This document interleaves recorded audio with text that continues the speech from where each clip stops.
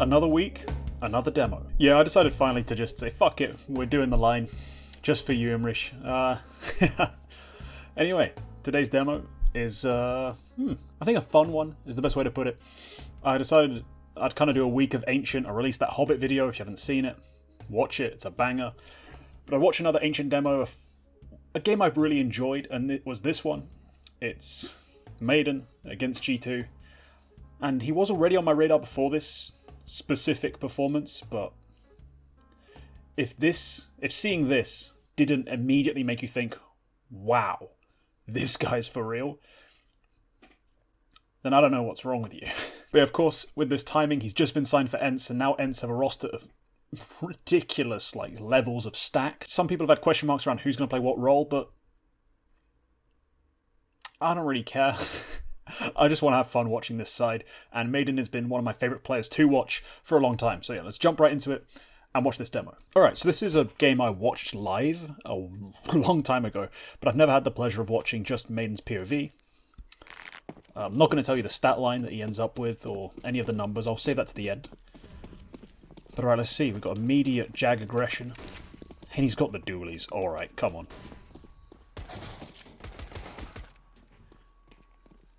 Okay, they trade out Nico. That's a solid pickup. And now they're collapsing onto this A push. Emmy has quite smartly fallen back. Dualies, come on. Only one. Just Amanek left alive. They're not really sure he is, but there you go. Finally crosses. And there you go. Alright, 2 kills for the dualies. Not quite as emphatic and as entertaining as I was hoping it would be. But there we go. Already 2 kills on the board.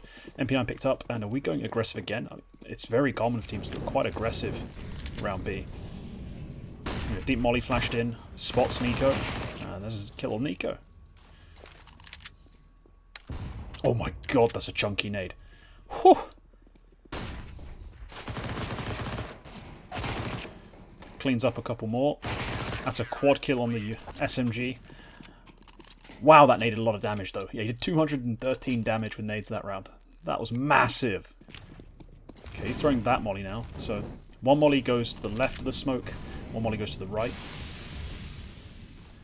Just to explain it, one molly will typically go here, one molly will go there. You're trying to deny this player getting space. He will smoke it almost every time, like you see here. This smoke wasn't thrown by the CT side. There's a lot of things the T side can get, in terms of map control if you're not careful. They can really collapse your mid-hold if you're not holding that area or not being aggressive and combative enough. So that's why you're seeing so much of that early on. Maden here chucking that nade. Maybe he heard a step. He's dealt a great amount of damage to Nico, and there it is. More noise made by Nico. Easy spam. Speaking of Ancient though, after this video goes live, hopefully I will be live on Twitch, probably discussing some things surrounding FunSpark ulti and playing a stupid game. Oh, come on, he's got the lurk, he's got the flank. Nicely controlled into Amanek. So now this T-side is stuck. They're essentially waiting for CT mistakes here because they can't pick up the bomb. So the CTs have to give them this round. See, Hunter picks off Emmy already. And Hunter picks off Maden. You see, overstepping. They didn't... I don't think they had the info the bomb was down. I hope, because otherwise, you've got to let the T-side make the move first. Back on the buy after the bonus round. Oh, flashed Hunter Jax, fully blind. It's an easy double. Great flashbang, great counter utility in general. And now the rest of the T-side stuck deep. Okay, 2-player setup. There's only 3 left. The odds of them all committing to Jag is low. So therefore the odds of there being good util to clear you both out is low. So I don't hate this double face.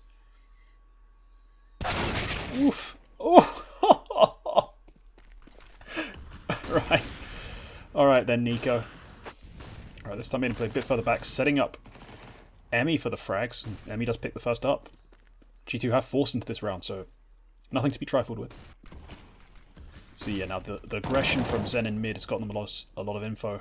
Maden can swing back in quite comfortably. Oof, another quad kill. Not a lot of head armor there, but nice shooting, nice control. Monster start, 14-2 in 5 rounds. Okay, Jag side this time. See, just listening. He stands perfectly still and listens behind the smoke. Because you heard it last time when Nico gave that info, and then he's able to spam him through the smoke. Similar principle applies. Molly as the smoke fades to avoid getting double swung. And he falls back. Good. Alright. Pretty principled jag hold. At the time. It's now become very common practice for T-sides to just spam that smoke, so you can't really sit there like that. You have to typically sit a bit deeper on the angle, more like here, if you want to listen for info purely, or here. Because otherwise anything in here, in this sort of box, gets spammed like crazy. You see that kill, like that opening kill take place a lot. The classic hold must smoke out jiggle peek. Careful not to get flanked. Farlick fell off it. Slowly picking off the A players. It's Amanek and Nico left, and Nico with a deagle. They do win the round in the end, as expected. G2 back on the full buy. See same standard play, shift for info. He hears it, he hears one cross. That molly forced them back. Doesn't spam it this time. Okay, I'd 100% be shooting my entire mag at that point. Now he shoots.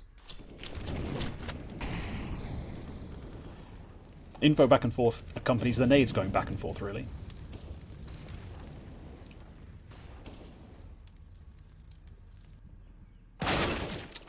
Tough fight to win. Tough fight to win. Yeah, there's a reason a lot of people were clawing for Maden to be a part of G2 for a while, like replacing Jax, for example. You see his aim. He's another one of these sort of Balkan players with nutty, like rifle play.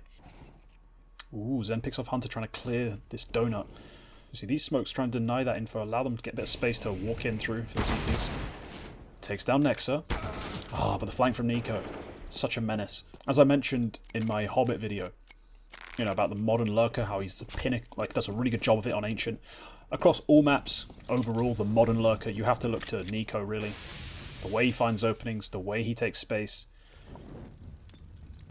his timings, does everything very, very well. Especially in those last 3 months where he was absolutely electric. Okay, again on this smoke fade, we're going to play up close. This time P250 will kill. So slowed down a little bit now that G2 have got rolling, got some rounds on the board. Getting that flashbang for Emmy's peak off the default util set to get him really close to that smoke. And I'll flash even further. So now Emmy can clear this all out, and this is info. This is where you stack A. If you ever watched Ecstatic play, something I will be talking about tonight on my my stream, hopefully. This is the sort of thing you do. You take that super aggressive info, you find it empty, you rotate. The difference is, Ecstatic do it faster. Like the rotation to the stack. Zen coming up huge with a triple kill here. Lefts. Leaves just Nico. 1v4. Quite detached from the team. Probably holding for a mid push or mid info gathering. The odds of him making something happen are, well, I was going to say almost none. But yeah, timer runs out. Same setup for Emmy. This time Nexus a bit closer, so he can probably hear for the flashbang on the steps. So now the T side are aware that the info's been taken. And they've gone mid quite hard. A lot of heavy mid and aliens from G2. And right now it's serving them well. Especially now that they've added this Nexa lurk. Okay, mid and Farlick looking to get this info back. Knowing mid is clear. As I've mentioned before, very important to getting your retakes, getting your sight stacks done properly on this map. Now they can lurk in behind them. No way they expect this timing. This timing is so quick. Nice little click. Takes down Jax. Farlick also swings in. Gets Hunter. So, you see, getting mid clear, making sure you actually have that info and then that space allows you to make plays like this. Oh, nice shooting. Okay, aware of his flank. Not sure where that other player is. He knows there's at least one on sight from the AK shots. Now spots Nexa crossing back. What the hell was that? Sorry, Amanek crossing back. And he gets one of the kills, but Nexa trades. Okay, that was messy and sloppy. Changing things up to mid this time. No presence shown by G2 at all. Really? Nothing to prevent them taking this space.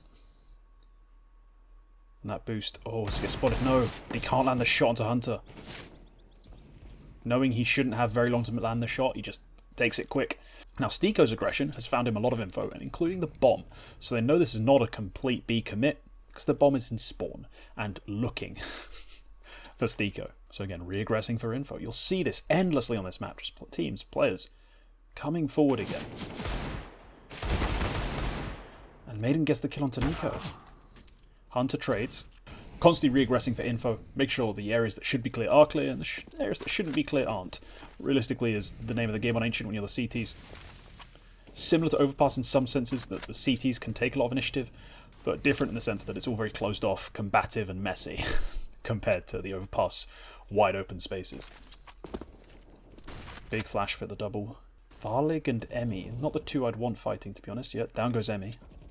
But Farlig making good use of that orc. Now this could be a big moment. He needs to get at least one. Oh, that plant is open. He hears it. Does land it in time. Stiko also picks up a kill with the AWP. Why is Stiko AWPing? Some teams on Ancient. And Hunter goes to the exact same spot. Alright, well. Yeah, some teams, like, their primary AWPers don't like AWPing on this map. This isn't the first time I've seen this. That a primary AWP is letting someone else AWP on Ancient. Especially when that player is the A player. Something to note. It's very often an A player who ends up picking up the AWP. Because of how dynamic your CT side can be, a lot of teams do this. The only stationary figure is usually the A anchor. And even then, if you look at static CT side, I'm keep bringing back to them because I've been watching a lot of them recently on Ancient. Oof. Steps out. Hunter's holding for it. Okay, a bit of a half buy. Nothing too heavily invested. Well, Nico back to making a lot of steps and getting ticked off his own molly. Maden not going to risks though. He's not really risking much. He'd rather play up close to the smoke than actually go forward. Try and take that seemingly free kill. But yeah, one thing I wanted to talk about was this FPX side. Could have been so much more. We saw a lot of potential from them. And there's some nice pieces. Some of the players look really good. We know Stiko, a supportive guy, is legit in every sense. Farlig on the AWP looked really good at times. Maden, as a rifler, made a name for himself beyond just tier 3 and tier 2 fans. With shots like that, holy crap. Oof. Some unfortunate timing, but hey, they get the final round. So on to the T side we go. Fun plus Phoenix, 8-7 CT side. Maybe not the greatest, but enough to work with, especially if you can get the pistol, then start to build a nice lead. This map's still quite heavily CT-sided, and especially this time when it was a little bit newer. It was very CT-sided, I remember. Maden makes the aggressive play, gets the first. Can't convert the second and does get traded, but takes a lot of space, takes the opening kill. Did essentially what you wanted out of an entry fragger on a pistol round, really. And that was loads of space taken, loads of delaying. Allowed the bomb plant to go down and got the first kill. Okay, so we're playing holding for aggression. Knowing that the CTs, the round after pistol, they don't have full rifles. We can see they don't. It's likely they're going to go for an aggressive play like Fun plus Phoenix did. They actually don't, but FPX are ready for it. They also have 2 players playing towards A and no one holding mid. Wow, the meta's changed and improved. You can't just not hold mid. And you see here why Aminek's already flanking. He's being held for. That's so much info. And our Hunter can do the same thing. So you can never really focus forward, because you've got to constantly worry about this flank, because you left mid completely exposed and made a nice shot onto Nico. Farlig catches off the second flanker as well. And that's all up to Nexo with an SMG. Gets a double. It's not really enough. Maden up to 24. Maden. I don't know what sounds better. Never looked into what he prefers, so we'll call him whatever comes out my mouth. And just roll with it. Were we throwing those spawn smokes and mollies at this point? This was a while ago, because there's some default util sets that everyone uses. You know, the smoke that goes up here. The smoke, well, the molly that lands around here. And this donut smoke as well. I don't know why this is drawing weird lines. But, you know, like all of this stuff. I'm not sure we had those spawn lineups in the same way. It makes taking mid-control, or at least heavily contesting mid-control, a lot easier. Now, man down, they're just going to execute B, but it's so readable. Maden does get one. Time to swing further. Oof, getting spammed, but Nico uncharacteristically missing, and Maden triples up. Man. Nico kicking himself. Should have got the first kill. Like, when Maden came in, that should have been a kill for Nico. It's not like he ever misses deagle shots in important games. Oh, what a read. Okay, they assume it's a tap. And now we should be into the buy rounds. No, sorry. Still got one more save / half buy / nothing round for the CT side. Now, Maden's been left alone, so he kind of operates as a B lurker when they decide to go for an immediate A contact. Again, mid completely empty. No pressure, nothing in mid. Just one smoke. He gets the kill onto Nico. And I guess it'll be enough in this specific round, but I really hope that improves as the time goes on. He's just farming. Okay, he's just farming. He's dropped 30. A lot of kills on this MP9 on both sides of the map. That's 4. Finally gun rounds though. And he's sticking with the MP9. Okay. I guess the mobility's great. You can spray it like crazy when you're running.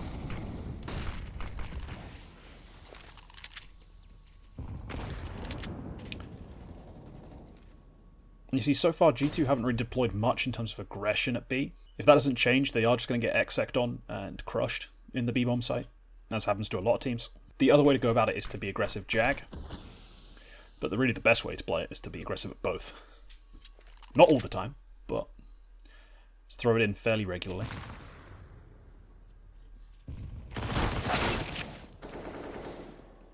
And we're on 31 frags in 20 rounds. Kind of ridiculous.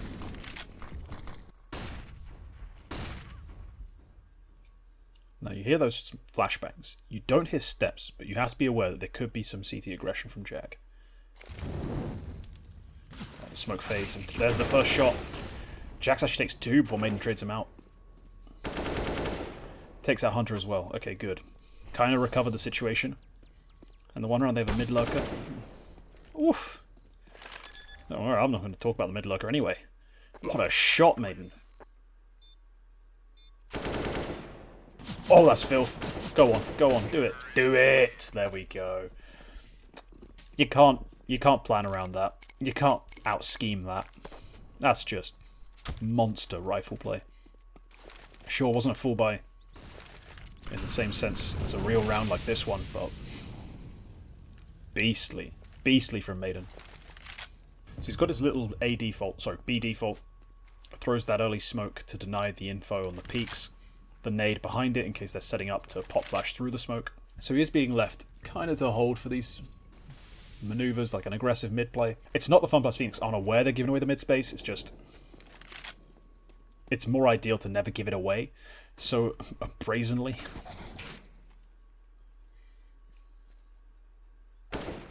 Oh my god.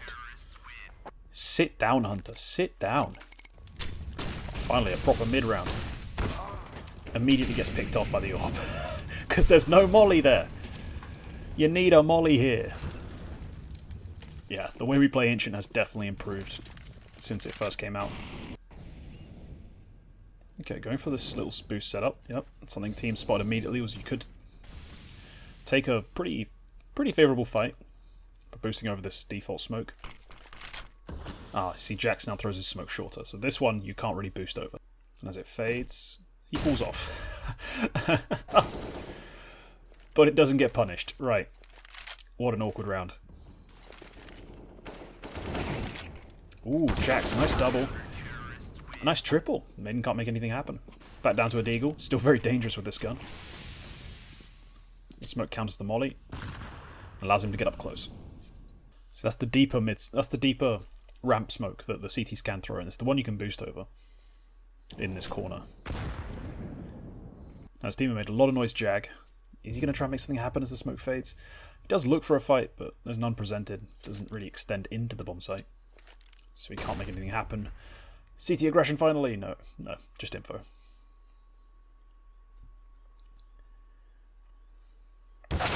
Now they push. It's Hunter and Nico. Yeah, that's what happens.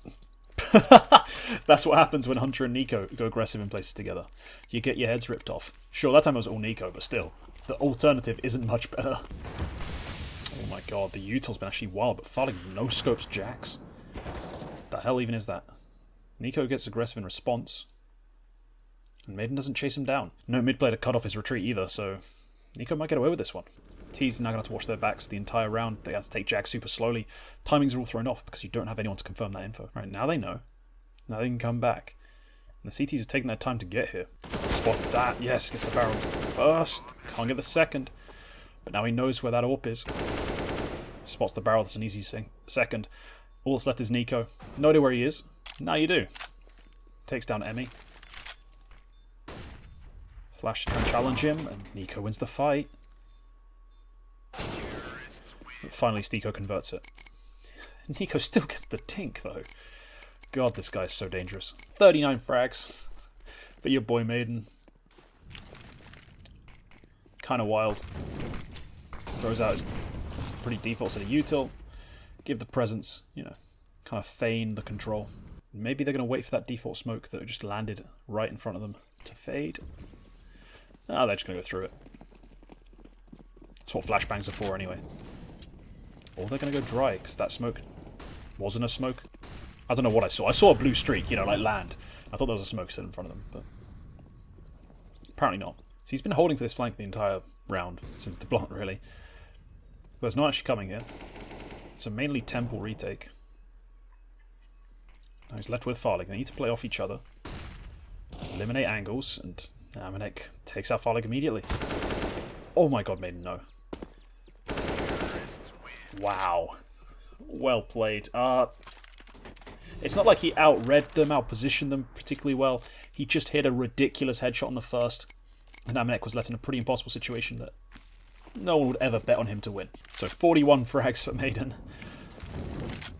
Jeepers, what a fucking stat line. 1 ace, 3 quads, 2 triples so far. 78% headshots. Can't forget that. Finally going to do the boost again. Jax doesn't stray into it. Still playing that side of the pillar. The deep resmoke, though, allows him to stay on it.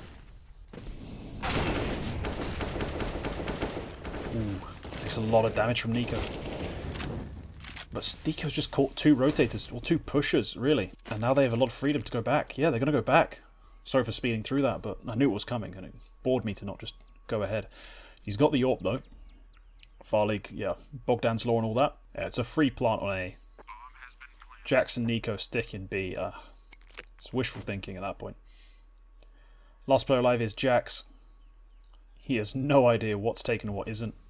Probably going to creep into this crosshair. Oh, no, Maden's falling off of it. And there we go. Good game. Well played. A pretty incredible demo. Absolutely nuts firepower from this guy. Really makes you wonder, like, what his role's going to be on this team. Because you saw that he was kind of the extremity player who was playing around that bomb site, which is B. I always get them wrong if I'm not looking at the minimap on that map, but wow. Absolutely nuts fragging performance. One thing I did want to see more of was that hard entering, like we saw in that pistol round where he was just running out, taking space, getting up in people's faces. He is coming in to replace Doto on Ence, who did kind of do some of that stuff sometimes, but in general wasn't as aggressive on CT side, wasn't as aggressive like as an extremity to try and get opening frags and take those opening fights. In that sense, he wasn't the same kind of player. So I do wonder how that's going to work out, but you see there firepower-wise, and his mechanics are so filthy. Like, so clean they're filthy, you know what I mean? Like, oh, really nuts. I love watching that guy play, and that demo was incredible. Really incredible. So I hope you enjoyed it as well. Leave a comment to me your thoughts about his move to Ence. Oh wait, before we do all that shit, fuck that. Let's get the stats up. Let's get these numbers. So he had a rating of 2.15. Pretty good. Impact 2.76. 1.5 kills per round. ADR of, well, 154, 1.5 kills per round. I mean, it worked out pretty nicely. He picked up 6 first kills, 4 of which were on Nico. Poor sod. And then overall, like, he went negative against nobody. He absolutely dominated Amanek, dominated Nexa, dominated Jax, and just about like edged out Hunter and Nico, like 8-5, 9-7 in terms of head-to-head kills against each other. Yeah, you saw it there. One of those players who you could definitely use on any team. Ridiculously skilled with the rifles, with the pistol. Got a bright future on Ence. I hope things work out, because I've really enjoyed watching Ence play. It's just the results haven't been there. I like the way Snappy calls a lot of rounds and the way he plays certain maps, but the results haven't been there. Hopefully, Main coming in can help that out. He is allegedly a player who can call, who has a sort of voice. There we go. And hopefully that reinvigorates things. Because the team, you know, Hades, I really like him. I loved him on Vizsla Krakow.